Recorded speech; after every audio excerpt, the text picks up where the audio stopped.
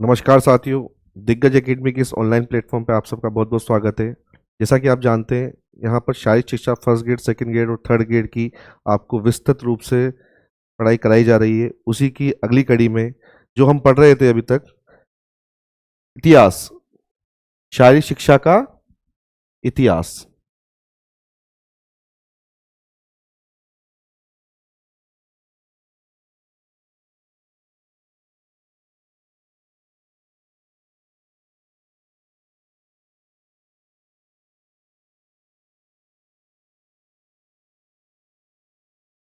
साथियों, इतिहास के अंदर हमने अभी तक पढ़ा है यूनान का इतिहास। कहाँ का?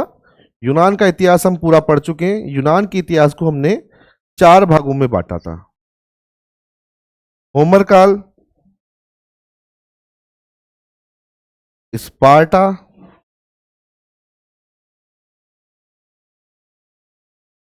पूर्व एथेंस और एक और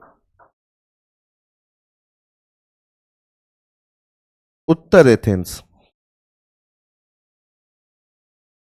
साथियों, ये भाग हम अभी तक पढ़ चुके हैं। अगर आपको इनकी वीडियो देखनी है तो आप दिग्गज एकेडमी के ऑनलाइन प्लेटफॉर्म पर जाकर ये वीडियो देख सकते हैं। काफी विस्तृत रूप से मैंने आपको यूनान का इतिहास पूरा पढ़ा दिया है।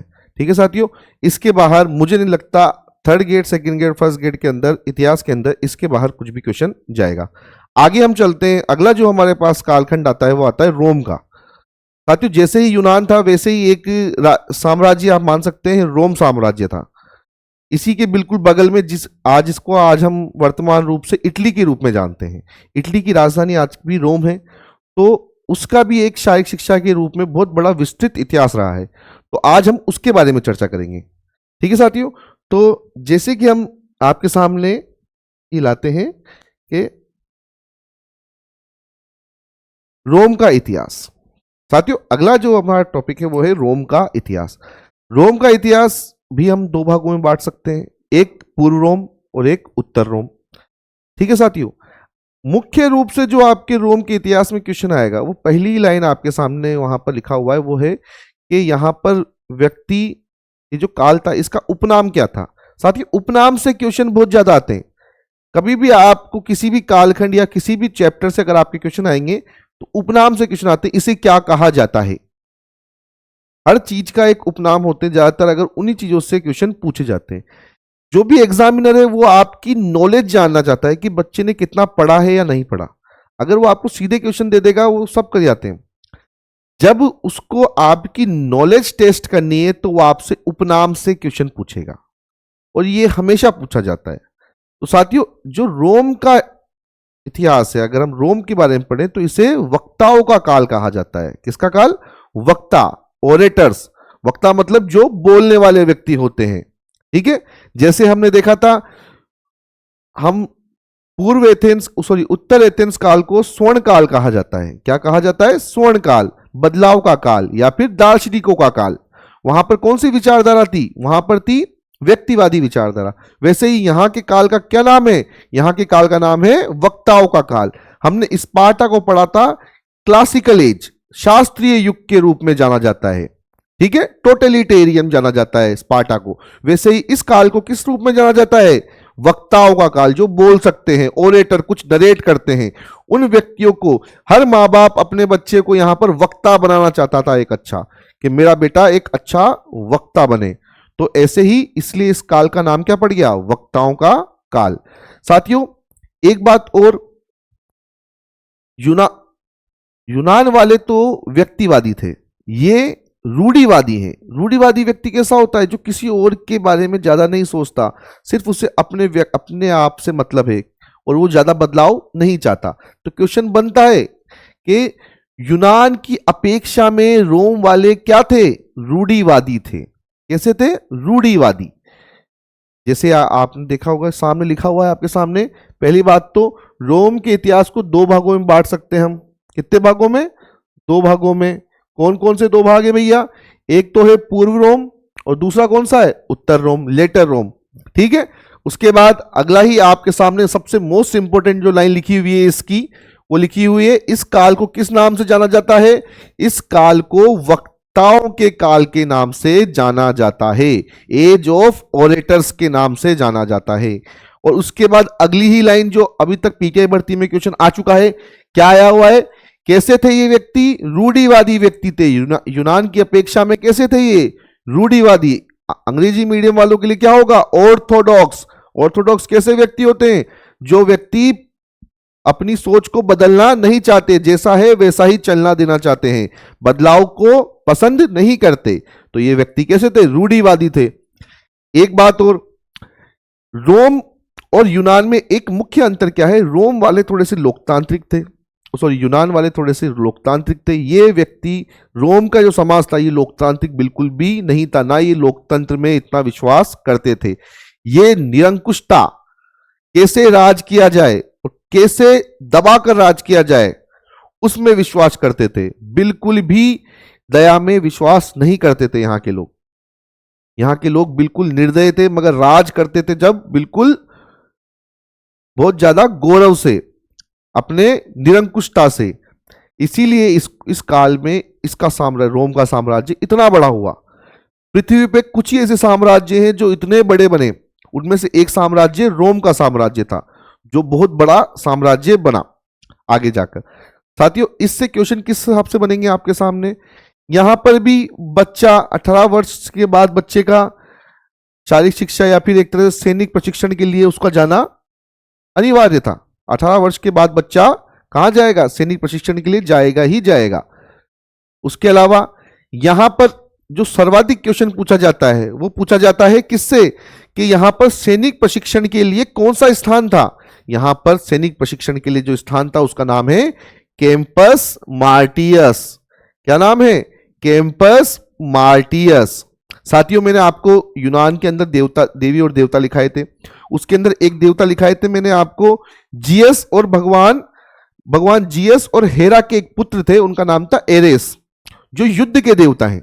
मैंने आपको यह भी लिखाया था कि रोम की सभ्यता में उन्हें क्या कहा जाता है, रोम की सभ्यता में भगवान एरेस को मार्स कहा जाता है। क्या कहा जाता है, मार्स, या फिर मंगल, जो मंगल ग्रह है वो उन्हीं के नाम के पड़ा हुआ है। ठीक है, तो रोम की सभ्यता में भगवान एरेस को मार्स नाम से जाना जाता है। उन्हीं देवता के नाम पर मार्टियस नाम रखा गया है, यह बात आपको जाननी जरूरी है। कैंपस मार्टियस है क्या, जैसे हमने पढ़ा था पेलेस्ट्रा और डिडासेलियम किसके लिए, पूर्व एथेंस काल के अंदर शिक्षा प्रणाली के दो अंग थे। एक तो पेलेस्ट्रा जो सैनिक या फिर जिम्नास्टिक, बॉक्सिंग और कुश्ती का प्रशिक्षण का स्कूल था, और डिडास्केलियम संगीत का प्रशिक्षण का स्कूल था।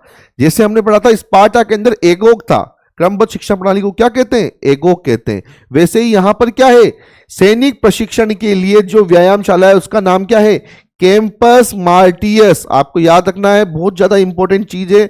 आपको अगर पूछा जाए इस स्लाइड के अंदर मोस्ट इंपॉर्टेंट चीजों में से क्या है, तो मैं आपको 3 चीजें यहां पर लिखा सकता हूं। पहली तो कि एज ऑफ ओरेटर इसे कहा जाता है, वक्ताओं का काल कहा जाता है।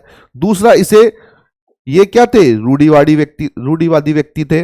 और तीसरा, ये यहां पर जो सैनिक प्रशिक्षण का स्थान था, व्यायामशाला थी, उसे क्या कहते थे, कैंपस मार्टियस। आप चाहो तो ये भी लिख सकते हो कि ये किसके नाम पर था, भगवान मार्स के नाम पर। और भगवान मार्स को यूनान में किस नाम से जाना जाता है, भगवान मार्स को यूनान में एरेस नाम से जाना जाता है, जो युद्ध के देवता हैं, हेरा और जीएस की संतान है। ठीक है साथियों, आगे बढ़ते हैं।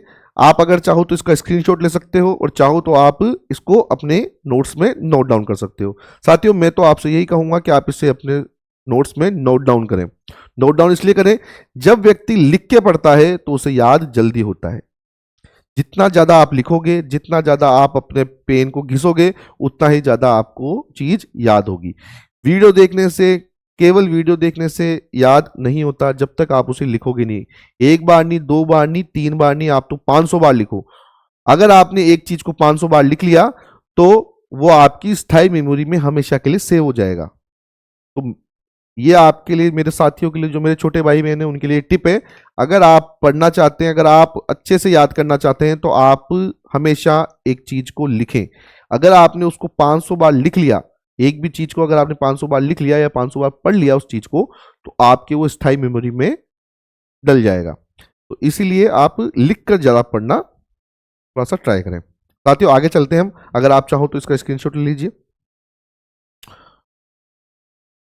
अगली जो बात है कि उत्तर रोम, हमने पूर्व रोम तो पढ़ लिया, अभी उसके अंदर 3 या 4 बातें ही थी। अब जो उत्तर रोम के अंदर जो बात है वो है साथियों, यूनान और रोम दोनों पास पास में ही है, बिल्कुल बिल्कुल पास के ही एक तरह से सभ्यता है। यूनान मैंने आपको लिखाया था कोरिंथ की पराजय के बाद पैन हेलेनिक खेल पर एक तरह से प्रतिबंध लग गया, फिर बंद हो गए। मैंने आपको ये चीज लिखाई थी, मगर बंद कैसे हुए, किसने बंद किया, किसने आक्रमण किया, कोरिंथ में पराजय किसकी हुई थी, पराजय किससे हुई, तो रोम की सभ्यता से ही यूनान की सभ्यता हारी थी। उसके बाद ही रोम ने यूनान पर कब्जा कर लिया, और रोम ने जब यूनान पर कब्जा किया तो पैन हेलेनिक खेलों को कभी भी मान्यता नहीं दी, क्योंकि उन्हें लगता था यार ये कैसे खेल हैं, इसके अंदर खेलो, क्या मतलब है इन खेलों का, खेल ये कैसे व्यक्ति थे, ये देखने वाले व्यक्ति थे। रोम की सभ्यता और यूनान की सभ्यता में मुख्य अंतर क्या था, यूनान वाले खेलने में विश्वास रखते थे, यूनान वाले खेलने में विश्वास रखते थे, और रोम वाले देखने में विश्वास रखते थे। इनको देखना पसंद था कि कोई इनके सामने खेले और ये उस पर सट्टा लगाएं या फिर उस पर देखें उसको। ठीक है, तो ये तो पहली बात तो आपको लिखना है, रोम ने कभी भी पैन हेलेनिक खेलों को मान्यता नहीं दी। मगर कुछ अपवाद हैं, जिन अपवादों से आपसे क्वेश्चन पूछा जा सकता है। जैसे एक राजा था अगस्तस, राजा का नाम क्या था, अगस्तस।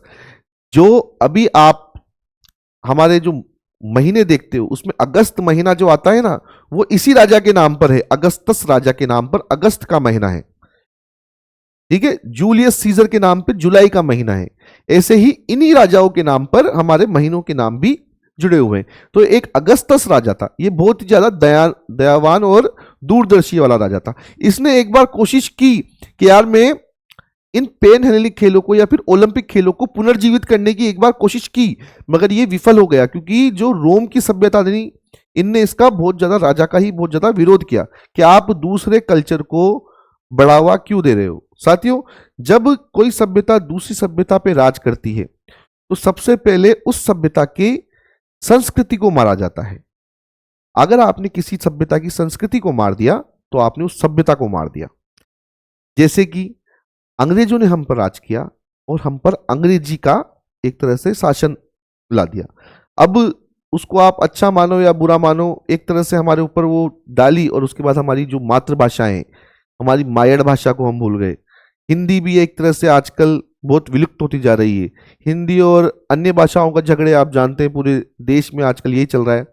हिंदी से जो दूसरी भाषा के लोग हैं वो बिल्कुल चिड़े हुए हैं, और बाकी दूसरी भाषाओं के लोग और बाकी मायड़ भाषा को तो हम बिल्कुल ही भूल चुके हैं। तो जब आपको किसी चीज पर, किसी देश पर राज्य करना है बिना तलवार के, तो आप उसकी संस्कृति को मार दीजिए।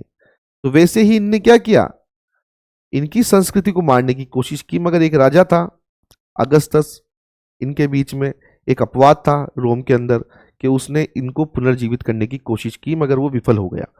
ठीक है, एक व्यक्ति आया नीरो, ये बहुत ही ज्यादा क्रूर शासक था नीरो। इसने क्या किया, ये जब ये रथ दौड़ में इसने भाग तो लिया ओलंपिक के अंदर, मगर इसने चीटिंग करी वहां जाकर और जीत गया चीटिंग करके। तो ये व्यक्ति बहुत ज्यादा निरंकुश राजा था और बहुत ज्यादा एक तरह से क्रूर राजा था। इसके बारे में एक बात और फेमस है नीरो के बारे में कि रोम जलता रहा और नीरो अपनी बांसुरी बजाता रहा। मतलब रोम, पूरा रोम जल रहा था और ये अपने महल में बैठे हुए आराम से एक बांसुरी बजा रहा था आराम से कि जलने दो।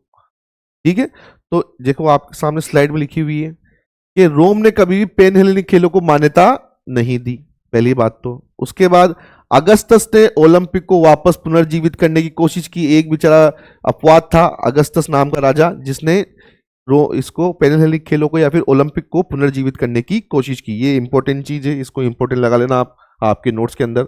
उसके बाद नीरो बदनाम राजा था बिल्कुल, इसने क्या किया, ओलंपिक में भाग तो लिया मगर बेईमानी की। ठीक है साथियों, उसके बाद आखिरी चीज जो आपसे पूछी जाती है, ये राजा सर्वाधिक इंपॉर्टेंट आपके सामने लिखा हुआ है, क्या है, थियोडोसियस प्रथम।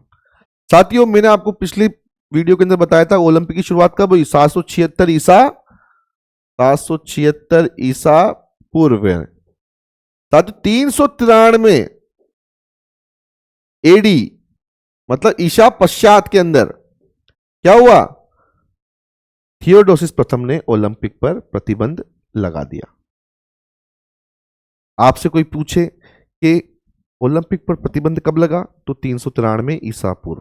ओलंपिक की शुरुआत कब हुई, 776 ईसा पूर्व। ठीक है साथियों, अब आगे हम चले तो रोम के इतिहास के अंदर और भी बहुत सारी बातें जो हम जान सकते हैं। इनने 3 राजा तो मैंने आपको लिखा दी, एक तो अगस्टस जो क्या है, उसने पेनहेलिक खेल या फिर ओलंपिक को पुनर्जीवित करने की कोशिश की। नीरो ने भाग तो लिया मगर बेईमानी करी वहां जाकर। ठीक है, और उसके बाद कौन है, थियोडोसिस प्रथम सर्वाधिक इंपॉर्टेंट है, क्या है, इसने ओलंपिक पर प्रतिबंध लगा दिया। साथियों शिक्षा प्रणाली, शिक्षा एक महत्वपूर्ण अंग है एक सभ्यता का। तो रोम की सभ्यता के अंदर शिक्षा प्रणाली को 3 भागों में बांटा। कितने भागों में बांटा, 3 भागों में, जो आपके सामने लिखी हुई है। अगर आप प्राथमिक स्तर की बात करें, एलिमेंट्री स्तर की बात करें, तो उसे क्या कहा गया, स्कूल ऑफ लिटरेचर, जहां बच्चे लिखना सीखते थे, उसे क्या कहा गया, स्कूल ऑफ लिटरेचर। माध्यमिक स्तर, इंटरमीडिएट स्तर को क्या कहा जाने लगा, स्कूल ऑफ ग्रामेटिक्स, जहां पर बच्चे थोड़ा और अच्छे से लिखना और व्याकरण सीखते थे। और उसके बाद उच्च माध्यमिक, सबसे एडवांस लेवल कौन सा था, स्कूल ऑफ रेटोर, जहां पर अंक गणित या फिर मैथमेटिक्स और ट्रिग्नोमेट्री जैसे सब्जेक्ट्स वहां पर बच्चे सीखते थे। जैसे अभी हम पढ़ते हैं first, second, third class, fourth class, fifth class, 12th तक क्लास पढ़ते हैं, पर उसके बाद ग्रेजुएशन करते हैं और उसके बाद पोस्ट ग्रेजुएशन करते हैं। तो यहां पर ऐसे तो नहीं था, यहां पर 3 लेवल थे स्टडी के या फिर शिक्षा के। कौन कौन से, एक तो प्राथमिक स्तर, बिल्कुल एलिमेंट्री स्कूल, एलिमेंट्री लेवल का, वो तो क्या था, उसका नाम एलिमेंट्री जो लेवल था उसका नाम क्या था, स्कूल ऑफ लिटरेचर। अगर आपसे पूछे माध्यमिक स्तर के लेवल का नाम क्या था, स्कूल ऑफ ग्रामेटिक्स।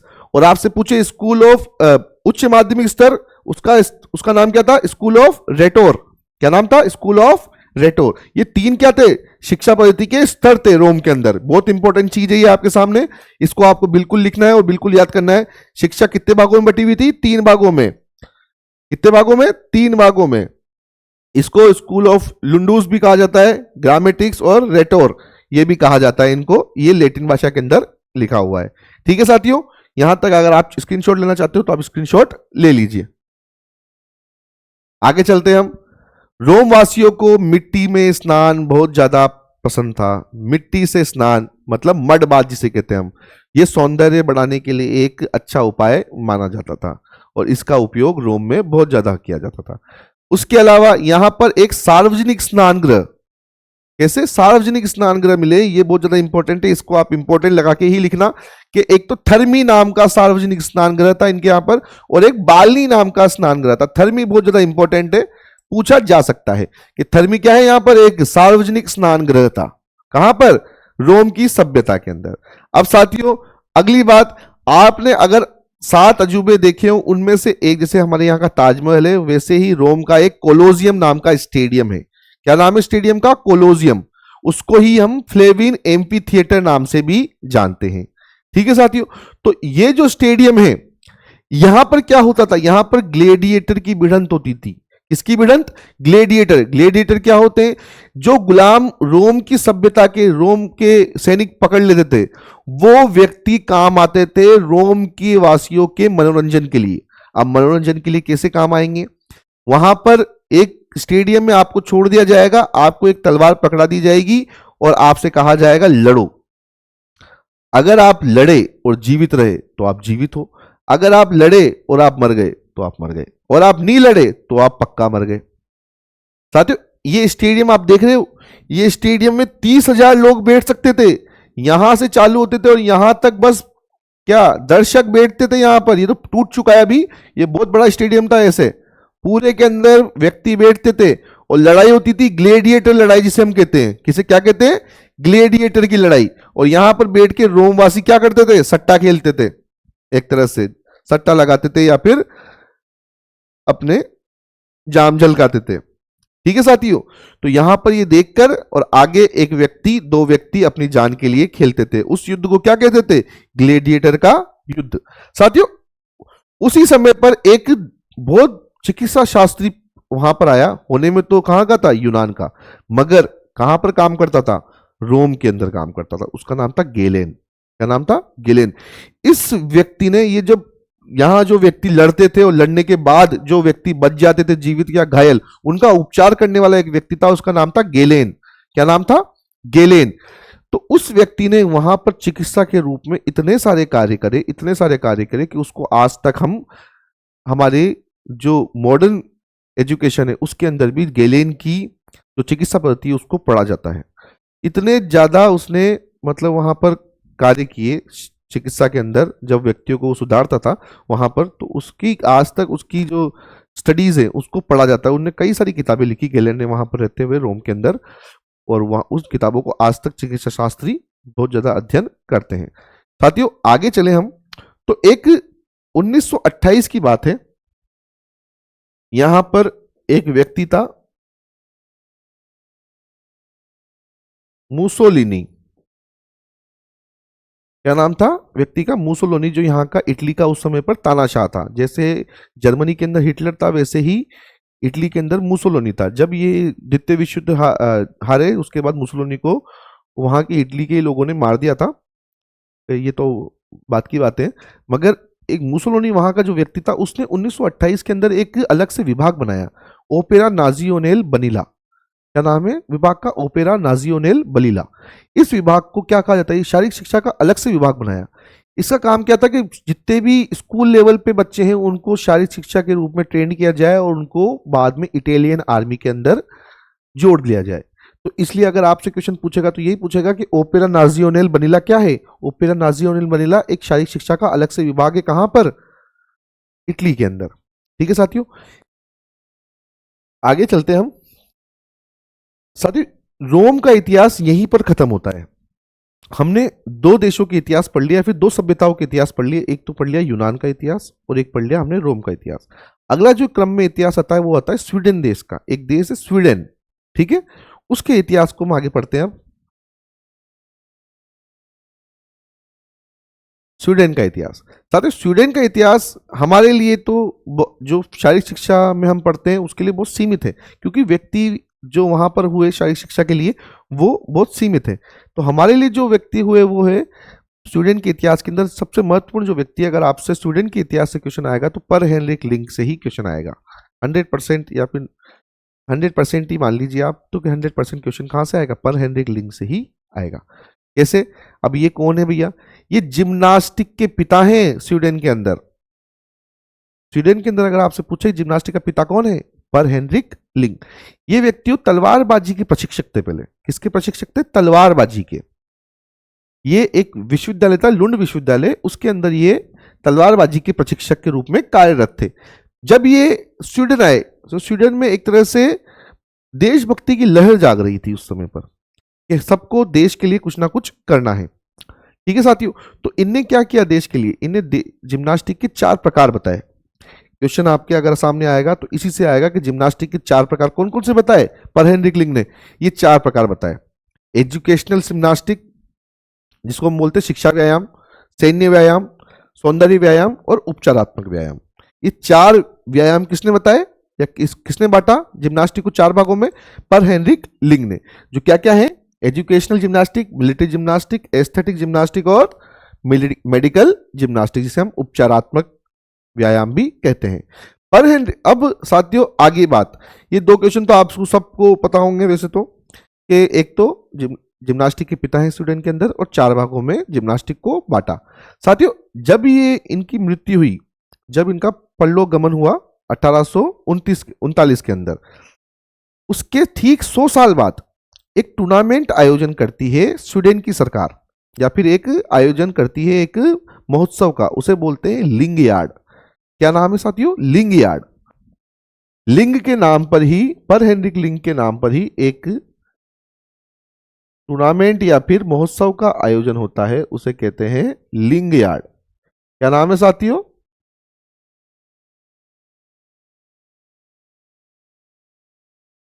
ये कब होता है आयोजन इसका? इनकी 100वीं पुण्यतिथि पर। कब होता है? 100वीं पुण्यतिथि पर। अब 100वीं पुण्यतिथि कब होगी? परलोक गमन कब हुआ था? 1839 में। तो 39 से लिख लो आप, 1939 में। ठीक 100 साल बाद एक आयोजन होता है, स्वीडन की सरकार कराती है। कहां पर कराती है? स्वीडन की राजधानी स्टॉकहोम के अंदर। कहां कराती है? स्वीडन की राजधानी स्टॉकहोम के अंदर। और उसका नाम क्या होता है? लिंगयार्ड। क्या नाम होता है? लिंगयार्ड कराती है। ठीक है, देखो ये लिखा हुआ है, पर हेनरिक लिंग की 100वीं पुण्यतिथि पर स्वीडन की राजधानी स्टॉकहोम में एक महोत्सव का आयोजन होता है और उसे क्या कहते हैं? लिंगयार्ड कहा जाता है। साथियों, प्रथम लिंगयार्ड कब हुआ? 1939 के अंदर। ठीक है साथियों, आपसे पूछे प्रथम लिंगयार्ड कब हुआ? 1939 में। मगर इससे इंपॉर्टेंट हमारे लिए एक और चीज है, द्वितीय लिंगयार्ड। कौन सा लिंगयार्ड? द्वितीय लिंगयार्ड। द्वितीय लिंगयार्ड क्यों इंपॉर्टेंट है भैया?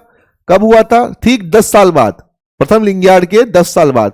प्रथम लिंगयार्ड तो हुआ 1939 में, द्वितीय लिंगयार्ड हुआ 1949 के अंदर। ये इंपॉर्टेंट क्यों है भैया? क्योंकि इस साल इस लिंगयार्ड में भारत के प्रतिनिधि गए थे। और कहां से गए थे? एक कॉलेज है HVPM। क्या नाम है? HVPM, हनुमान व्यायाम प्रसारक मंडल, अमरावती, जिसे अंबा व अनंत वेद बंधुओं ने अमरावती महाराष्ट्र में शुरू किया था। ठीक है साथियों, उस कॉलेज, फिजिकल कॉलेज की बच्चे यहां पर गए थे, लिंगयार्ड में भाग लेने गए थे। अभी लिंगयार्ड है किसका? पहली बात, पर हेनरिक लिंग किसके वो है? जिम्नास्टिक के गुरु हैं एक तरह से। तो ये लिंगयार्ड भी किसका होगा? जिम्नास्टिक का ही एक महोत्सव होगा। तो भारत के तरफ से कौन गए? HVPM, हनुमान व्यायाम प्रसारक मंडल, HVPM, जिसकी स्थापना 1914 में हुई थी। किसके द्वारा? अंबा व अनंत बंधु, अंबा व अनंत वेद बंधु, अंबा व अनंत वेद बंधु द्वारा इसकी शुरुआत हुई थी। ठीक है साथियों, हमको यह जानना है कि द्वितीय लिंगयार्ड में किसने भाग लिया? HVPM ने भाग लिया। HVPM अमरावती, हनुमान अखाड़ा अमरावती ने भाग लिया। इनने वहां पर किस चीज का प्रदर्शन किया? इनने वहां पर मलखम, क्योंकि वो जिसे देसी जिम्नास्टिक कहते हैं हम, मलखम का प्रदर्शन किया। साथियों, ये कॉलेज बहुत ज्यादा इंपॉर्टेंट है। जब हम शारीरिक शिक्षा का इतिहास, भारत का इतिहास पढ़ेंगे, जब आपको अच्छे से विस्तृत रूप से इनके बारे में हम आपको पढ़ाएंगे। ठीक है साथियों, मगर अभी आपको जानना है कि 1949 के अंदर द्वितीय लिंगयार्ड, ठीक है, जो प्रथम लिंगयार्ड के ठीक 10 साल बाद हुआ, जिम्नास्टिक का एक प्रोग्राम था। कहां पर हुआ? स्टॉकहोम के अंदर, स्वीडन की राजधानी के अंदर। किसके स्मृति में? पर हेनरिक लिंग की स्मृति के अंदर। तो उसमें HVPM, हनुमान व्यायाम प्रसारक मंडल अमरावती ने भाग लिया और किस चीज का प्रदर्शन किया? मलखम खेल का प्रदर्शन किया, देसी जिम्नास्टिक का प्रदर्शन किया। ठीक है साथियों, तो यह बात आपको याद रखनी है। स्वीडन के इतिहास के अंदर, स्वीडन के अंदर पर हेनरिक लिंग की 100वीं पुण्यतिथि पे पहला लिंगयार्ड प्रतियोगिता आयोजन हुई 1939 में। उसके बाद 1949 के अंदर दूसरी लिंगयार्ड की प्रतियोगिता शुरुआत हुई, जिसके अंदर किसने भाग लिया? HVPM ने। ठीक है साथियों, आगे चलते हैं हम। जैसे यहां लिखा हुआ है, देखो, प्रथम लिंगयार्ड तो कब हुआ? 1939 के अंदर। द्वितीय लिंगयार्ड 1949, भारत के HVPM, हनुमान व्यायाम प्रसारक मंडल अमरावती ने भाग लिया और देसी खेलों का प्रदर्शन किया। ठीक है साथियों, अब आगे चलते हैं। पर हेनरिक लिंग ने एक और काम किया। 1814 के अंदर रॉयल जिम्नास्टिक सेंट्रल इंस्टीट्यूट की स्थापना की स्टॉकहोम के अंदर। ये क्वेश्चन पूछा गया असिस्टेंट प्रोफेसर, अभी जस्ट असिस्टेंट प्रोफेसर के पूछा गया है कि 1814 में रॉयल जिम्नास्टिक सेंट्रल इंस्टीट्यूट की स्थापना कहां पर हुई? स्टॉकहोम के अंदर, पर हेनरिक लिंग द्वारा हुई। ठीक है साथियों, इनके ही बच्चे, इनके ही पुत्र, उनका नाम था हजमार लिंग। क्या नाम था? हजमार लिंग। ठीक है साथियों, हजमार लिंग इनके पुत्र थे, वो पर हेनरिक के पुत्र है। बाकी वर्तमान जो जिम्नास्टिक है स्वीडन के अंदर, जो वर्तमान जिम्नास्टिक कराई जाती है, वर्तमान जिम्नास्टिक जो प्रचलन में है, वो इनके द्वारा इजाद की गई थी। वो पर हेनरिक लिंग वाली आज तक यूज नहीं करते ही है, उनके पुत्र हैं हजमार लिंग, उनकी बनाई हुई जिम्नास्टिक को आजकल स्वीडन के अंदर इस्तेमाल किया जाता है। साथियों, ये हमारा स्वीडन का इतिहास पूर्ण हो चुका है। अगर आपको स्क्रीनशॉट लेना है तो आप ले सकते हो। पहली बात तो स्वीडन के इतिहास में पर हेनरिक लिंग है, स्वीडन जिम्नास्टिक के पिता हैं बिल्कुल। लुंड विश्वविद्यालय के अंदर तलवारबाजी के प्रशिक्षक के रूप में नियुक्त हुए। जिम्नास्टिक को 4 भागों में बांटा, जो मैंने आपको बता ही दिया, एजुकेशनल, मिलिट्री, एस्थेटिक और मेडिकल, शिक्षा, सैन्य, सौंदर्य और उपचारात्मक। पर हेनरिक की 100वीं पुण्यतिथि पर स्वीडन की राजधानी स्टॉकहोम के अंदर एक प्रतियोगिता का आयोजन हुआ। उसका नाम क्या था? लिंगयार्ड। नाम था उसका। ठीक है, प्रथम लिंगयार्ड कब हुआ? प्रथम लिंगयार्ड हुआ 1939 में, द्वितीय लिंगयार्ड 1949 में, जिसमें हनुमान व्यायाम प्रसारक मंडल अमरावती ने भाग लिया। और 1814 में रॉयल जिम्नास्टिक सेंट्रल इंस्टीट्यूट की स्थापना की स्टॉकहोम के अंदर पर हेनरिक लिंग द्वारा। ठीक है, इनके पुत्र का नाम है हजमार लिंग। और वर्तमान जो स्वीडिश जिम्नास्टिक है वो इनके द्वारा ही इजाद की गई थी। साथियों, अगला जो इतिहास आता है वो आता है डेनमार्क का। किस देश का आता है साथियों? डेनमार्क देश, एक देश है डेनमार्क। साथियों, ये भी छोटा सा इतिहास है इनका भी, हम अभी थोड़ी देर में इसको खत्म कर देंगे। यहां जो डेनमार्क के इतिहास के अंदर एक महत्वपूर्ण व्यक्ति आता है, फ्रांच नाशेगल। क्या नाम है इनका? फ्रांच नाशेगल। इनको कई जगह पर नाइटिंगल भी बोलते हैं और कई जगह पर नाशेगल भी बोला जाता है। उच्चारण में अलग हो सकता है, आप अंग्रेजी अनुवाद को सही मानिए, हिंदी अनुवाद कई बार इसका अलग अलग कर दिया जाता है। तो इनका नाम है फ्रांच नाशेगल। ये क्या है? डेनमार्क में शारीरिक शिक्षा के पिता हैं। कहां पर पिता है? डेनमार्क में। साथियों, आपको हर जगह का शारीरिक शिक्षा का पिता याद रखना है। जैसे भारत में है एच.सी. बक। ठीक है, हमने पढ़ा स्वीडन के अंदर कौन है? स्वीडन के अंदर है पर हेनरिक लिंग। अब डेनमार्क में कौन आगे? डेनमार्क में आगे फ्रांच नाशेगल। साथियों, इनने 2 किताबें लिखी। अब किताबें जो आएंगी आपको सारी किताबें अलग से ही एक जगह नोट कर लेनी है। अभी जर्मनी के इतिहास में बहुत सारी किताबें आएंगी, इंग्लैंड के इतिहास में बहुत सारी किताबें आएंगी, और आपको बहुत सारी किताबों को, अगर आप कंफ्यूजन नहीं होना चाहते तो आप अलग से एक पेज लीजिए, उसके अंदर जितनी भी मैं आपको किताबें लिखाऊं या आपके पास हो उनको एक पेज पर लिखकर अपने किसी भी जगह पर चिपका लीजिए। जो रोज आप जब उसको जाएं एक बार उसको जरूर पढ़ें, जिससे आपको बार बार स्मृति में आने से वो चीजें याद हो जाएंगी। ठीक है साथियों, तो इनने 2 किताबें लिखी। पहली बात तो कौन सी लिखी? Manual of gymnastic. क्या लिखा? किताब का नाम क्या है? Manual of gymnastic. और दूसरी कौन सी लिखी? Gymnastic for secondary school. Gymnastic for secondary school. इन्हें 2 किताबें लिखी और किताबों का नाम क्या है? मैनुअल ऑफ जिम्नास्टिक और जिम्नास्टिक ऑफ सेकेंडरी स्कूल। साथियों, इनने 1799 के अंदर कोपनहेगन क्या है? डेनमार्क की राजधानी। डेनमार्क की राजधानी कोपनहेगन में एक खुले व्यायामशाला की शुरुआत की। कब करी? 1799 के अंदर। और 1804 के अंदर जिम्नास्टिक सिखाने के लिए teacher training school, gymnastic teacher training school की शुरुआत की। देखिए, जिम्नास्टिक टीचर ट्रेनिंग स्कूल की शुरुआत की कब? 1804 में। ठीक है साथियों, इतना सा इतिहास है इनका। आपको इनके रूप में एक तो मुख्य बात ये याद रखनी है, डेनमार्क में शारीरिक शिक्षा के पिता हैं, और उनके बाद 2 किताबें इनने लिखी। 1799 के अंदर खुला व्यायामशाला खुला कोपनहेगन में, और 1804 में जिम्नास्टिक शिक्षकों के लिए प्रशिक्षण के लिए एक विद्यालय की स्थापना की। वो क्या है? Gymnastic teacher training school. ठीक है, उसके बाद एक व्यक्ति आते हैं कैप्टन मॉन्स्टर। यहां पर डेनमार्क के अंदर ही इनने क्या किया? इनने राइफल क्लब की स्थापना की। किस क्लब की? राइफल क्लब की। 1961 के अंदर राइफल क्लब की स्थापना किसने की? कैप्टन मॉन्स्टर ने। ठीक है साथियों, ये। और उसके बाद एक और व्यक्ति हैं जो डेनमार्क के अंदर वो बहुत ज्यादा प्रसिद्ध है, वो है नील बक। क्या नाम है? नील्स बक, या फिर नील बक भी बोल सकते हैं आप इन्हें। साथियों, ये क्या है? ये जो साथी ये है, ये जिम्नास्टिक के अंदर ये भी बहुत ज्यादा इंपॉर्टेंट एक व्यक्ति है डेनमार्क से। साथियों, ये क्या थे? 1912 की जो डेनमार्क की जिम्नास्टिक टीम थी, जो कहां गई थी? स्टॉकहोम ओलंपिक खेलने। 1912 में कहां पर ओलंपिक हुआ था? स्टॉकहोम के अंदर। उस ओलंपिक के अंदर डेनमार्क की टीम खेलने गई थी, और उस टीम के ये क्या थे? कोच थे या फिर प्रशिक्षक थे। उस टीम के प्रशिक्षक होने के कारण उस टीम ने इतना अच्छा प्रदर्शन किया कि इनको बहुत ज्यादा प्रसिद्धि मिली। ठीक है साथियों, तो पहली बात तो क्या याद रखनी है हमें? ये क्या थे? डेनमार्क की 1912 ओलंपिक टीम के प्रशिक्षक थे, और वहीं से इन्हें क्या मिली? प्रसिद्धि मिली। ठीक है साथियों, इनने भी एक एथलेटिक फोक हाई स्कूल खोला था ओलेरप जगह पर। डेनमार्क में एक जगह है ओलेरप, वहां पर इनने क्या खोला? एथलेटिक फोक हाई स्कूल खोला। ठीक है साथियों, और उसके बाद 1912 में इन्हें प्रसिद्धि कब मिली? जब इनकी टीम, डेनमार्क की टीम ने स्टॉकहोम ओलंपिक में बहुत अच्छा प्रदर्शन किया। साथियों, इनने जिम्नास्टिक के 2 प्रकार बताए। यहां इंपॉर्टेंट है, इस बात को बिल्कुल याद रखना आप। एक इनने 2 प्रकार बताए, कौन कौन से? एक तो फंडामेंटल जिम्नास्टिक, और एक कौन सा है? Primitive rhythmic gymnastic. इससे तो क्वेश्चन आया हुआ है। प्रिमिटिव रिदमिक जिम्नास्टिक किसने खोजी? नील बक ने खोजी। किसने खोजी? नील बक ने खोजी। और एक फंडामेंटल जिम्नास्टिक। इनके बारे में 3 ही चीजें आपको याद रखनी है। पहला तो क्या है? एथलेटिक फोक हाई स्कूल खोला, ओलेरप नाम की जगह है डेनमार्क के अंदर, वहां पर। उसके बाद 1912 में इनको प्रसिद्धि मिली कहां पर? स्टॉकहोम ओलंपिक के अंदर, जहां ये डेनमार्क जिम्नास्टिक टीम के क्या थे? प्रशिक्षक के रूप में कार्यरत थे, और इनने दो प्रकार की जिम्नास्टिक खोली, एक तो फंडामेंटल और एक प्रिमिटिव रिदमिक जिम्नास्टिक। ठीक है साथियों, अब डेनमार्क के बारे में दो तीन चीजें और हैं जो आपको जानना जरूरी है। अगर आप अच्छी स्तर की तैयारी कर रहे हो फर्स्ट ग्रेड की या सेकंड ग्रेड की, तो यहां से भी क्वेश्चन बन सकते हैं। ठीक है साथियों, जैसे डेनिश स्पोर्ट फेडरेशन की स्थापना कब हुई? 1896 के अंदर। ठीक है साथियों, 1950 में डेनमार्क की सरकार ने 12 साल से अधिक बच्चों के लिए शारीरिक शिक्षा को अनिवार्य कर दिया था।